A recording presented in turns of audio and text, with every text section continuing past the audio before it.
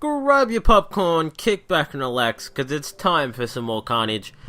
So, in today's video, we got another Foxtrot Unboosted operation.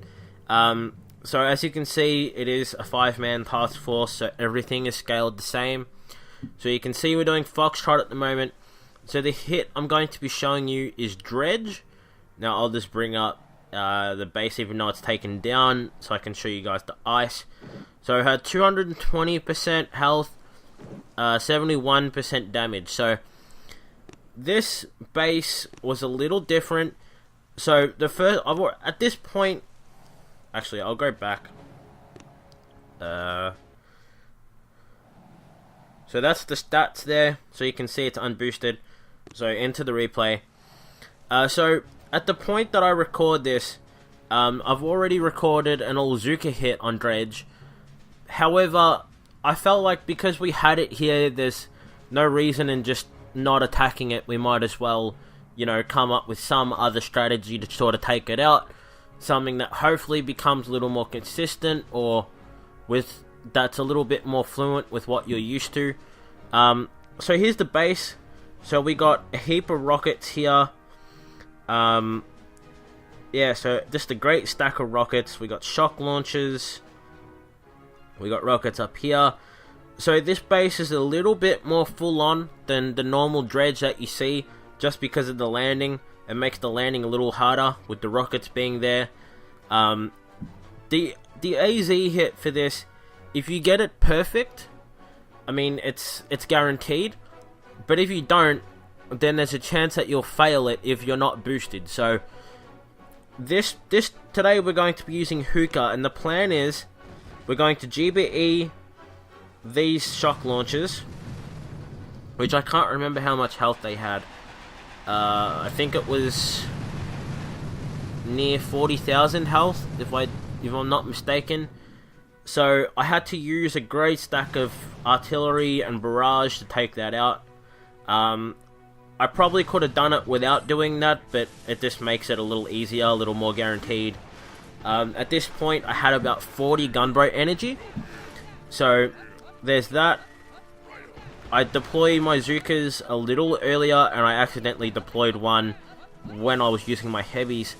This isn't really a big deal, but because the heavies walk quicker than Zookas, you don't want them to get too far ahead of themselves. So used a little bit more flares than I had to, just because I didn't scout the range of that rocket. So I was a little worried that my Zookas were going to get killed on the way. So I was sort of seeing everything by eye. I would have deployed smoke if I had all needed. So I was worried a little bit about time at this moment, because I've never tried this hit before. So I didn't want to waste too much time on cells. That's really important. So I knew at this point that I had to start using smoke. I did scout that, obviously. I do actually scout some parts of my hit. So I used hooka on this, and I'm still unsure whether this was the best plan. Because I felt like when I got to the end, those mortars, if I used heavies, my heavies could soak up the damage, and I'd be able to get the kill on the core. But they wind up dying on the way. Oh, I lost some Zookas there. I think to a rocket. I think to one of those rockets, which is a little unfortunate. So my damage per second is going to be a lot lower now, which is going to affect my attack. You can see that my flare placement where the rockets were was not very well placed. I had to place a second one to sort of regroup them when they were there, and it still wind up costing me Zookas. So being my first hit, that's something I would say the flare needs to be a little closer to the rockets. And you can see that the range of the rockets down there isn't going to be an issue. So right now the mortar is in range, and I'm showing the range on screen right now so you can see it. I am shocking it, because at this point I'm realizing the hit that I planned out was not very well thought. So now that that mortar's gone, I've timed that flare really well, and these mortars are out of range, which was really lucky, and it allows me to get the snipe on the HQ. Which sort of proves that even when you mess up the hit, it's still it still offers a little bit more certainty that you're going to get the kill.